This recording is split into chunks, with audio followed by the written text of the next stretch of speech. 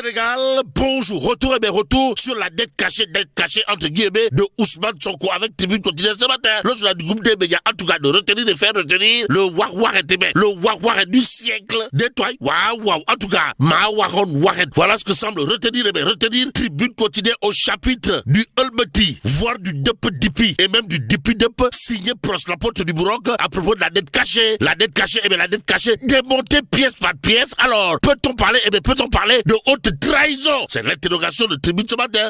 Le journal du groupe des médias, en tout cas, de soulever ce qu'a dit à haute et intelligible voix Mamadou Faye, premier président de la Cour des comptes sortant, à savoir, vous ne verrez pas, alors là, pas du tout, dans une page du rapport où c'est mentionné dette cachée. Donc, affaire de dette cachée là-haut, c'est du Ngapatingolo, voire du Sabarou-Pot et même du Warou-Pitch. D'après, bien entendu, Mamadou Faye, premier président de la Cour des comptes sortant, relève bien entendu Tribune quotidienne ce matin. Le journal du groupe des médias, en tout cas, de révéler la surprise de l'ancien président de la République, Macky Sall qui aura probablement de quoi faire du tourpi, fait du beauté et dire belé ou voire même niaou aux inventeurs de la dette cachée. D'après Tribune quotidienne ce matin, le journal du groupe des médias, en tout cas, au chapitre du Warwaret du siècle autour de la dette cachée de Sonko, de nous apprendre que l'acte transparaît tel un véritable coup de pouce à sa candidature, à la candidature de Macky Sall à l'ONU. D'où l'intérêt pour nous de prendre critique quotidienne ce matin. Le journal piloté par Pape Sabon confrère, en tout cas de révéler après le reniement, pour ne pas dire le Warwaret, d'Ousmane Sonko sur la dette cachée. La note du Sénégal, baisse Ndeyssan. Tandis que la cote de Macky Sall monte. Ainsi, critique quotidienne de retenir et faire retenir que Borom Var, Astafourla. Ousmane Sonko a offert à Macky Sall une réhabilitation politique inespérée. Bon, 12 années de transformation visible à tous les niveaux. Voilà ce qu'elle a de retenir autour justement de Macky Sall. D'après critique ce matin,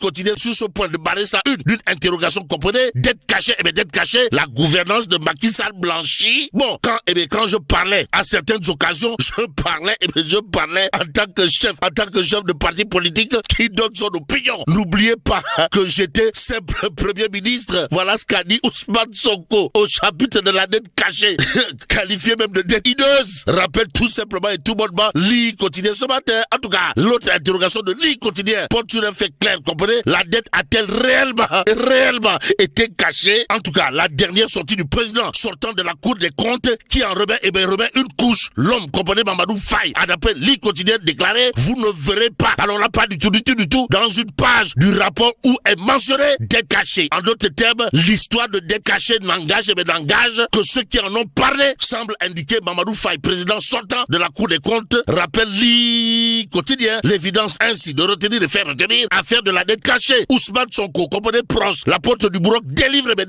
un non-lieu total à Macky Sall. Macky Sall qui intéresse en tout cas le témoin quotidien, le journal de nous livrer qu'à son actif à l'actif du président sortant, comprenez, le Djamana Tigui, patron du Dougou Tigui, maître Sidiki Kaba, le Djamana Tigui. Macky Sall en passe de devenir Dounia Tigui.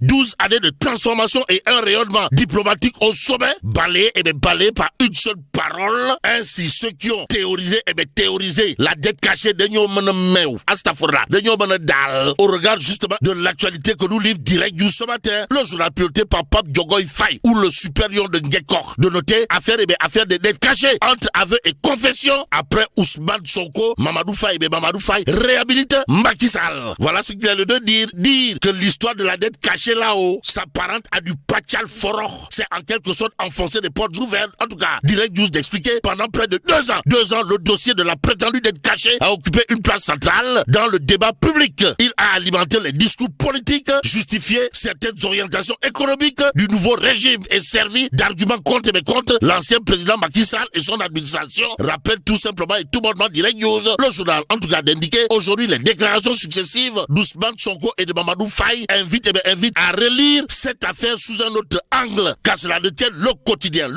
en tout cas d'indiquer que le revirement sur la dette pour Macky Sall. En attendant, restons avec le quotidien qui révèle à ça une crise des BTP. Pourquoi faire? Pour nous dire la CNES sort des chiffres battus. Et là, c'est Baratal qui déclare dans le quotidien, ce pays va mal à travers son secteur privé et ce que rend public. Le quotidien gravite autour d'un tremblement de terre.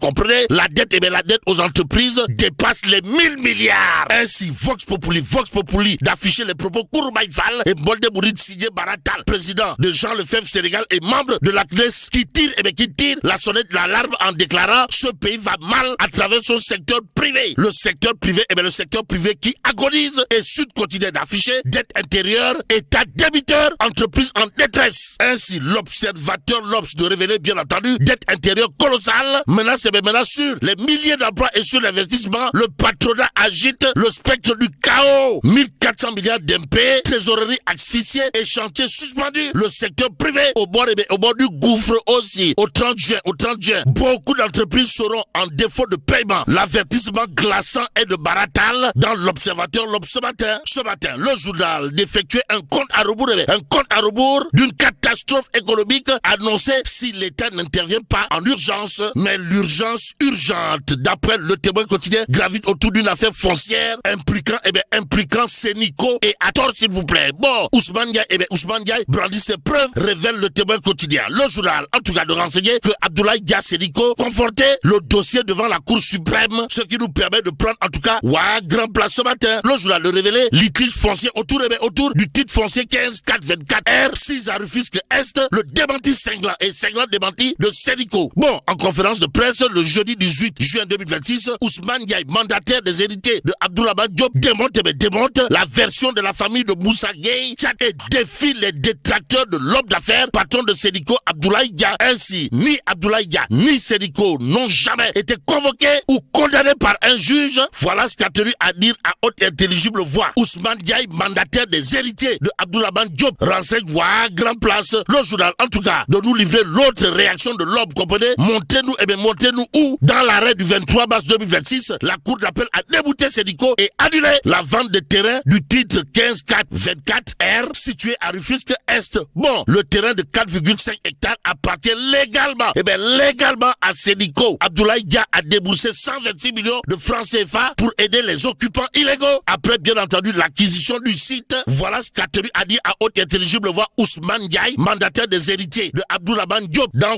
Grand Place ce matin. En entendant Tribune continuer de parler des activités du ministre Moussa, ministère de l'urbanisme, des collectivités territoriales et de l'aménagement du territoire. Le ministre Moussa Bala Fofana ouvre la voie à une filière nationale des matériaux de construction. Ainsi, il s'agit là de la Moussa Bala Fofana formula, pour ne pas dire de la révolution Moussa Bala Fofana dans le secteur de l'urbanisme, explique bien entendu Tribune quotidien ce matin. Le journal, en tout cas, de renseigner monsieur Moussa Bala Fofana a effectué ce jeudi 18 juin 2026 une visite sur le site expérimental de Dias. Objectif, valider 3 formulations de revêtement de voirie conçues à partir de ressources locales. Latérite, silex, phosphogypse, chaux, calcaire et ciment en alternative au bitume importé. Ou le box, comme nous t'attendez dire. Alors, dire que ça, ouais, Moussa Bala Fofana Ndanan, en termes de travail, c'est en quelque sorte enfoncer des portes ouvertes, d'après Tribune quotidien. Le journal, en tout cas, d'indiquer que cette initiative va permettre d'atteindre les objectifs tout en rationalisant les finances publiques. En tout cas, Moussa Bala Fofana ouvre la voie à une filière nationale des matériaux de construction, disons tout simplement et tout bonnement Ndaoulourey. En attendant, passons à l'As quotidien ce matin pour terminer. Le journal de parler d'attaque misogyne contre Clotilde Coly, en l'occurrence, histoire de titrer halte aux dérives sexistes. Et là, mais là, tu donges de. Tiens, il faut du diamati. Bon, que Dieu préserve le Sénégal.